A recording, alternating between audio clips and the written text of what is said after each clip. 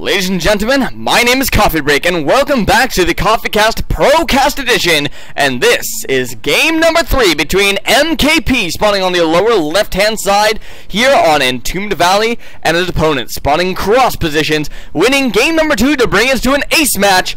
It is going to be LiquidTaeja as the blue Terran in that 2 o'clock position once again on Entombed Valley. Both games previously we've seen MKP open up with something very interesting. That is going to be gas first, and I think it goes down around 12, so I'm going to keep an eye on the base over here, see what happens here. I mean, that's going to be the main thing to watch in this early game, to see if MKP is going to do that same opening we've been seeing. I could definitely see him doing that Banshee opening that we saw in game number 2, considering how large this map is, and especially that they are in cross positions here. But that being said, I mean, he's done it both times before. He's done great damage with it, so he might be metagaming LiquidTaeja here a little bit and not doing that. In fact, he's not going to be getting that gas first, and I think he's actually going to be going for a command center first on this map, as no SCV is running up to make a barracks either. Meanwhile, LiquidTaeja not going to be trying ZZ first again this game, even though it didn't work out too poorly for him last game. Instead, going to be doing a barracks up on the high ground there. And again, I mean, this could easily just be a one-rack gasless expand. He just kind of wants to get his marine production going here. MKP, though, is going to be doing that 15cc, and there it goes down for him. So, indeed, going to be metagaming his opponent a little bit already here. In fact, LiquidTaeja not going to be doing a gasless expand, going to be doing a one-racks gas, which could really mean anything. We might be seeing a little bit of Banshee play out of himself this game, though I feel like that gas might have been a little bit late to really be getting Banshees out onto the field with any sort of time. I think this is just kind of a precautionary. I think he's just doing a very, I keep saying very, I got caught in like an awkward loop there. I think he's just doing a very safe opening to be safe against anything MKP might be throwing at him, which MKP may or may not be throwing at him, considering that there is a 15 command center once again out of MKP, who's just going to be throwing down double racks afterwards. I just want to talk a little bit about last game real quick, because I was really excited to be seeing those siege tank lines versus siege tank lines. It's very interesting. It reminds me a lot of TvT of old, and that last game really kind of made me realize why you don't see that sort of style of play anymore. Which is, I mean, you'd see these siege tank lines get set up, you know, they'd be somewhat close to each other, but then it was so easy to break them. I mean, players have gotten so good at breaking those siege tank line versus siege tank line kind of battles. I mean, we saw MKP run forward with Hellions, we saw LiquidTaeja split his bio forces up and then run into the siege tank lines. I mean, they're still effective, but they're not so effective as they were before, where, you know, if it was siege tank line versus siege tank line, you know, either player was just terrified of moving. I mean, that's not the case anymore. So I think that's kind of why that sort of strategy died out, because players are just so good against defending against it. With defending against it. Sorry, that sentence came out kind of funky. So I think that's kind of the reason why we're seeing that now. LiquidTaeja going to be now throwing down a command center up on the high ground there. That is going to be halfway complete in the meantime. MKP already up on double SCV, double mule production now. So going to be taking a small economic advantage in the early game here. Not going to be that big of a deal. Double marine production for both players. One, LiquidTaeja does have the reactor on the barracks. And of course MKP just has 3 racks coming down onto the field. And is going to be pumping out marines. Because that's really all you ever need for early game defense, let's be honest here. Double gas is down for MKP here, only one single gas for LiquidTaeja, which means MKP probably going to be moving up in his tech fairly shortly here, probably going to be saving up for 100 gas, and then, well, getting stim maybe, as he does have the tech lab on the barracks here. That's not going to be a reactor. So probably going to be getting stim out onto the field, yeah, engineering bay coming out on the field, and that's probably going to be for the +1 weapons, as well as maybe a missile turret, because he really has not seen much out of his opponent so far in this game. In fact, doesn't actually even know where his opponent is. I guess MKP is feeling pretty confident here without scouting. Finally going to be sending a SCV out across the field. This marine has abandoned the watchtower, interestingly enough. I'm surprised that LiquidTaeja did not decide to hold that. There were a couple Hellions coming out on the field to take at least jump up on the watchtower, make sure his opponent does not have it. Then we'll probably be running further over towards MKP's base, just to see exactly what's going on. I think that MKP has been scouted. No, actually, MKP, neither player has been scouted yet, so I'm really surprised by that.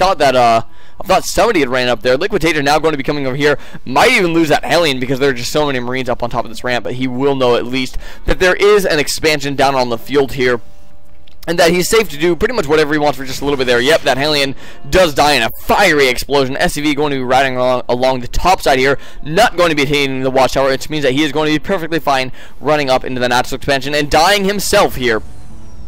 Double SCV production now finally. Oh, I guess I was zoomed in a little bit there. Oh, SCV is going to just get absolutely obliterated. It looks like MKP is going to be going up against some sort of 1-1-1-esque style here.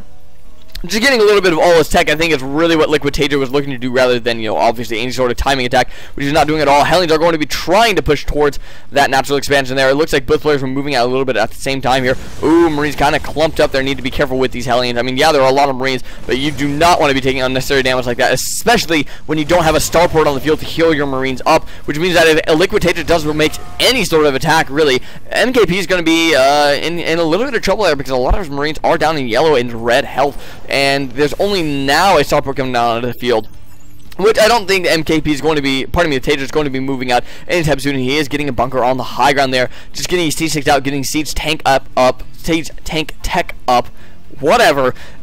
Double upgrades going down on the field for LiquidTaeja as well. So probably not going to be seeing any sort of that mech play that we've been seeing out of well, there's kind of a hybrid mech play out of Taeja last game. I mean, he was doing Banshees and Vikings and all sorts of random stuff with his bio army, pretty much whatever he could manage to fit into his build order, just to maintain air superiority for his siege tanks while pushing along the ground with the bio. MKP really is the one that's doing the really different build this game, and apparently is going to switch out his barracks reactors there. That was a little bit of a mismicro there. I think that he had all his production facilities on one hotkey. Yeah, hotkey 5 here we're looking. Had all of his buildings on one hotkey and just accidentally hit lift and lifted everything up. Double medevac production now starting up. The factory going to be coming down to the low ground here. So it's going to be bio play out of both of these players, but a little bit of an advantage going to go over to LiquidTaeja, I feel, in his competition, because he does have these siege tanks to back up his bio play. Could potentially get Hellions back onto the field as well if he so desired, but I don't think he's going to, at least for quite some time here. Marines are going to be falling back into the main base. Not exactly sure why. I think you might almost be expecting some sort of airdrop or something coming out of MKP, which is not going to be coming here. Figuring that he's just going to be safe against any brute force attack against the wall for the moment here, as he does have at least a siege tank and a bunker down here, which would give him plenty of time to reinforce himself. Couple of tech labs going down on these barracks. It does have stim pack. Oh, does not have stim pack. Does not have stim pack by now, actually. That's going to be a nice advantage over to MKP, who's now pushing out across the map. Siege Tech, I believe, is finished, hopefully at least. Yeah, there we go. Siege Tank is finished up here, up on the high ground. So that's going to be the one thing that MKP has against him here. And actually, ooh, if he's not careful here, he could actually take a lot of damage. So it's one Marauder out on the field. I love this decision out of MKP. She has one or two Marauders here. They are going to probably be leading the charge, soaking up the Siege Tank fire as he runs into the main base. Their scan does go down to these two Siege Tanks on the high ground. He's going to need to be very, very careful about how he engages this. There we go. Marauders coming out in front. Ooh, is that Marauder going to be first there? Oh, getting a little close to the Marines. Only taking a little bit of splash there. Major stim up out of MKP. Just going to be trying to run straight up the ramp. Going to be doing a lot of initial damage there. Siege Tank's actually doing quite a bit of work though, and I think Taeja is going to have enough-ish to hold off against this. He does have one Siege Tank left up in the main base there. That's the one thing to remember here. Needs to siege that up as quickly as he can. I think once again Taeja is going to be fine here. There's a lot of army invested for MKP. They're going to have to be trolling drones off the line, and I mean that's going to be enough. I think he is going to lose his last siege tank, but there's really just not that many. Whoa, that is going to be GG for Taeja. Oh, wow. I guess Taeja really doesn't have that much left here. I mean, he has a single Viking left on the field. I thought he had more.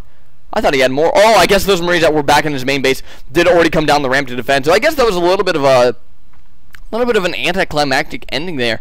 I thought that was going to be a little bit more of a big bang for Taeja there, but I guess he just kind of lost everything he had, lost a handful of SCVs already. It's going to force him to GG out of the game, as he is down to already 50 supply versus 86. And of course MKP did have the command center. I mean, MKP was set up very, very well here. Had the Harvester lead now, pretty much had everything he could ever have wanted. Even had his upgrades coming on the way here. So there was a couple games for FF split there. I think the lag was a little bit better. I mean, there was definitely still lag in the bigger engagements. But I think when it came down to just kind of watching the game when there wasn't that much going on, I think the lag was a little bit better. So I'll at least keep doing the local recordings on FF Split. I'll dabble in streaming FF Split, but we'll just gotta see how that goes here. It is New Year's Eve. It was LiquidTaeja's birthday, so happy birthday to LiquidTaeja there.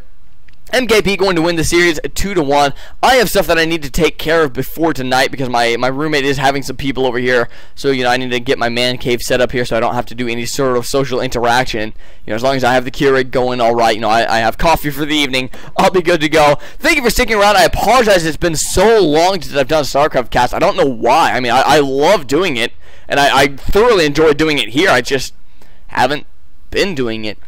Who knows? So I'll get these 3 games uploaded Hope you guys enjoyed it, and until next time, this is Coffee Break, signing out.